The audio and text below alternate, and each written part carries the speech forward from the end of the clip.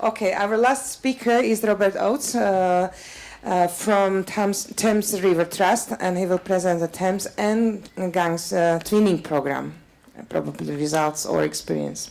Thank you very much. Good afternoon, everybody.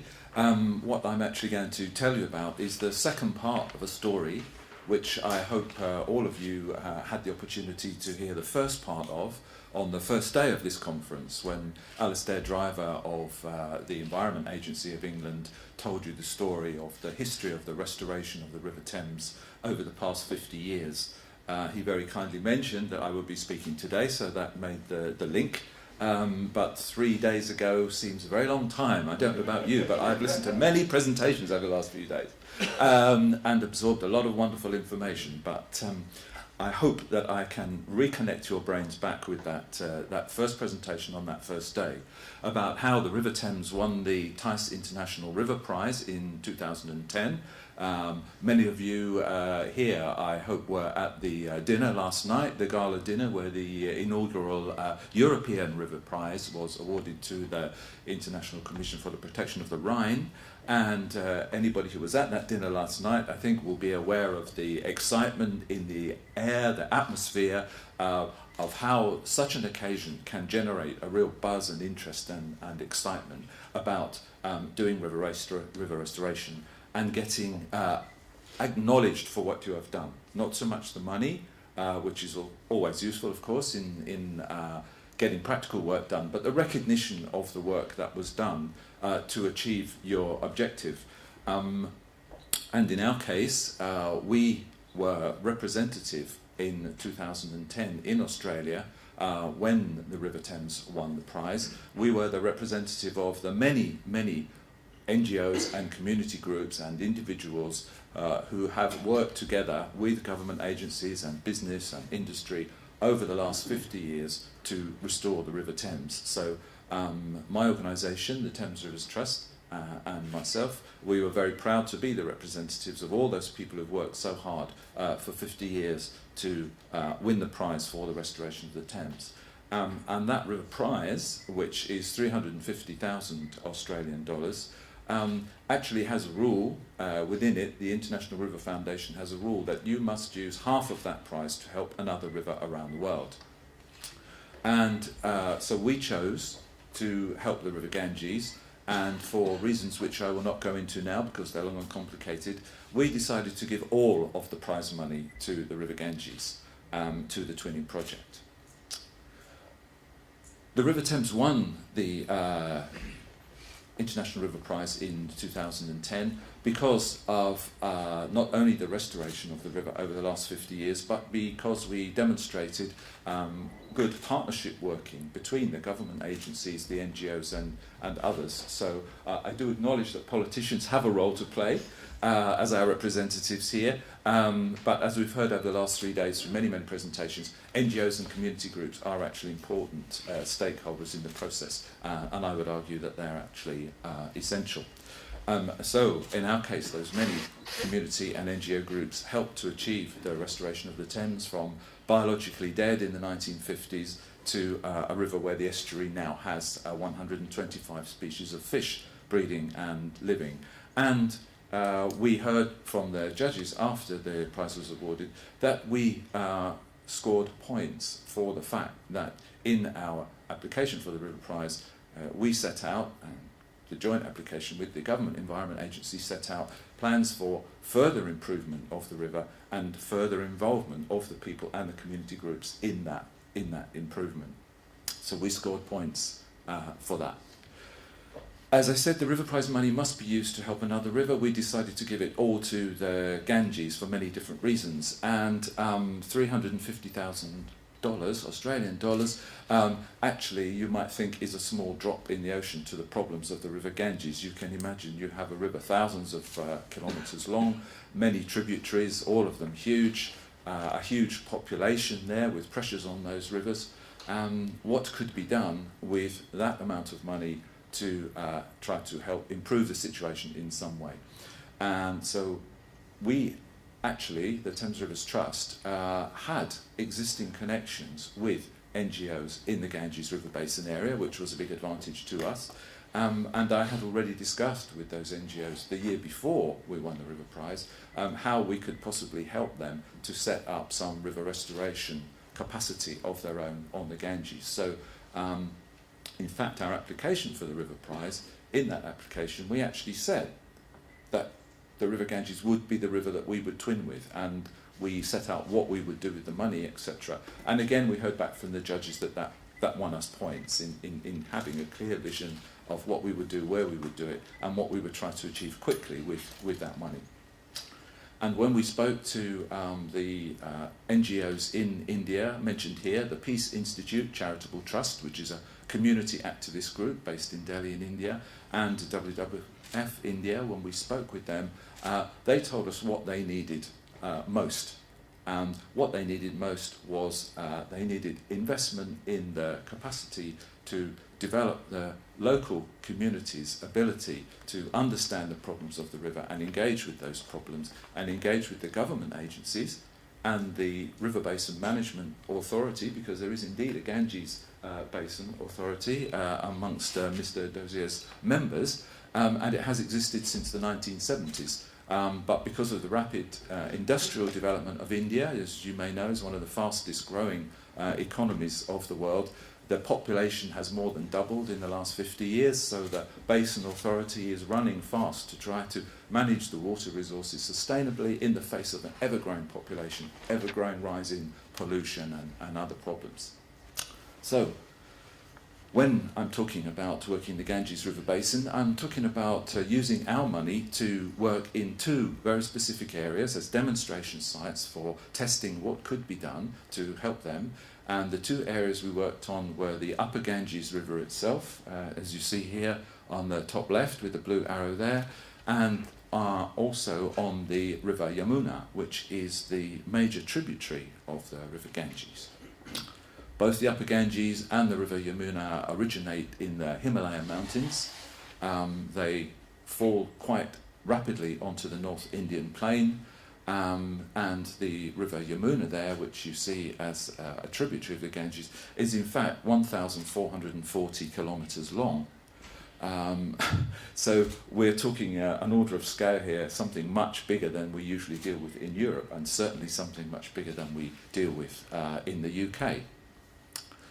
But when we spoke to the organisations who became what we call our delivery partners in the project, the organisations who actually did the work in India, because I did not actually do any of the work myself, I was merely the agent between our organisations in the UK and our delivery partner organisations in India. I nearly said friends there because they have become friends, very good friends over 3 years of working together closely on this project.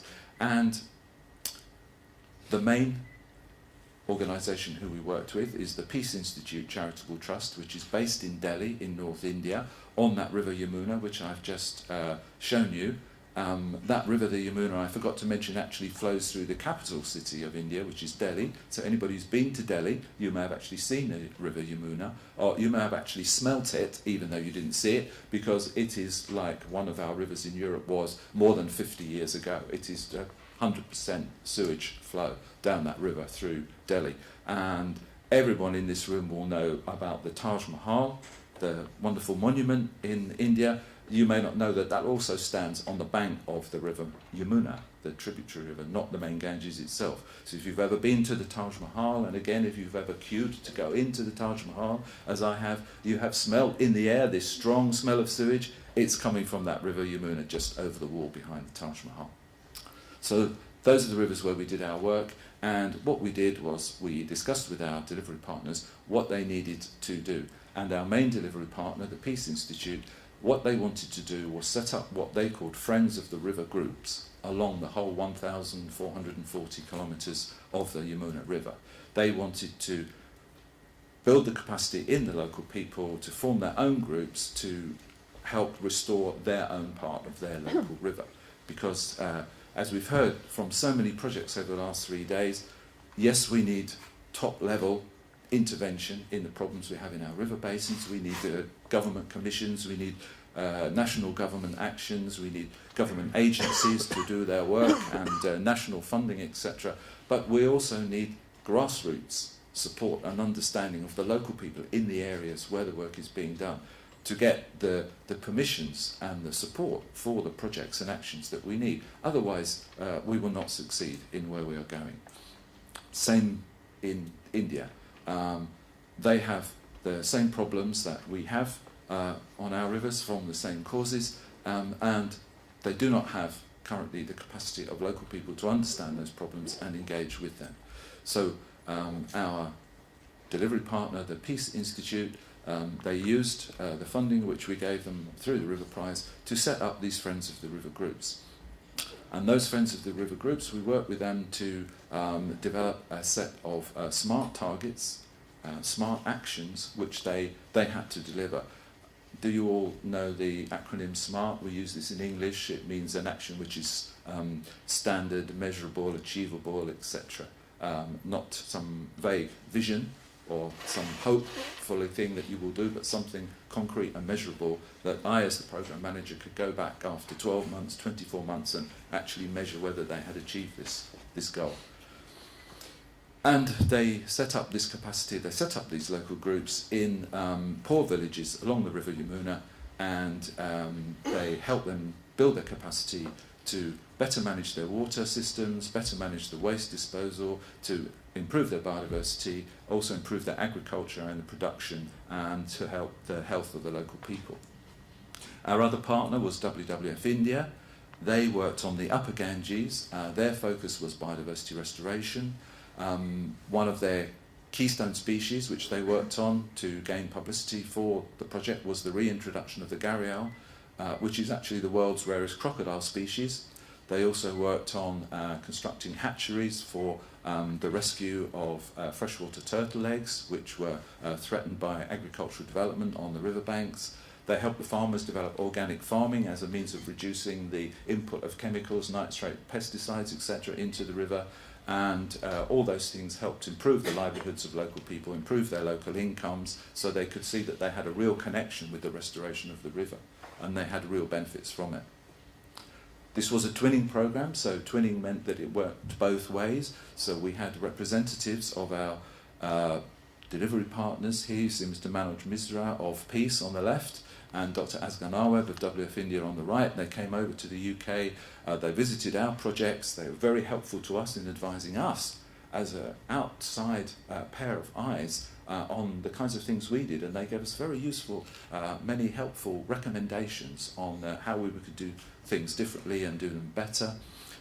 We also took them around to meet the many other NGOs in the Thames River Basin and our Government Environment Agency, and had very fruitful discussions between them.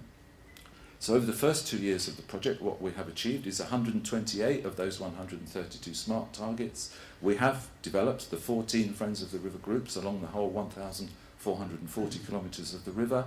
We have had over 3,500 volunteers involved, 6,000 trees planted, 32 events involving school children, 15 river and village clean-ups, many capacity building workshops. 150 gharial crocodiles have been released into the upper river, and there is now a self-sustaining population of them in the Upper Ganges, and we have initiated the action for the first river action plan for a Ganges tributary to be written as a joint stakeholder partnership piece of work between the government agencies and the local Friends of the River groups. We learned some valuable lessons from this programme.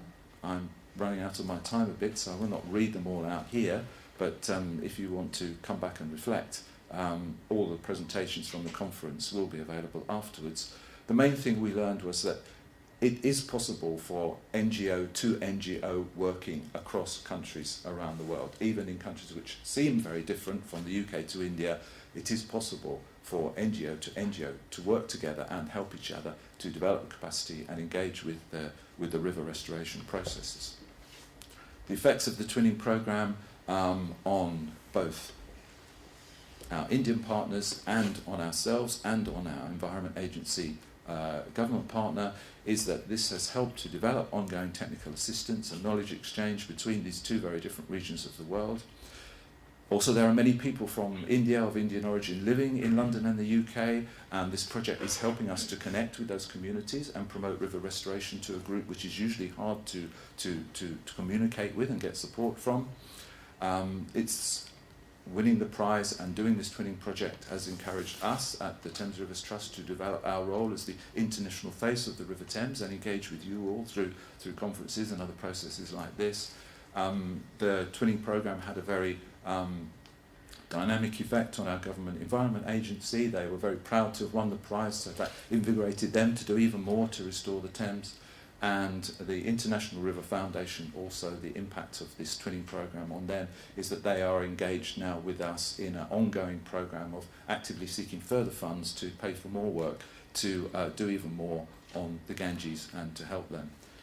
My last slide is some tips to make twinning successful. If you are interested in your organisation twinning with another organisation around the world, I'd be happy to discuss with you our experience and give you some practical advice on what worked for us and what did not. Thank you very much. Thank you, Robert.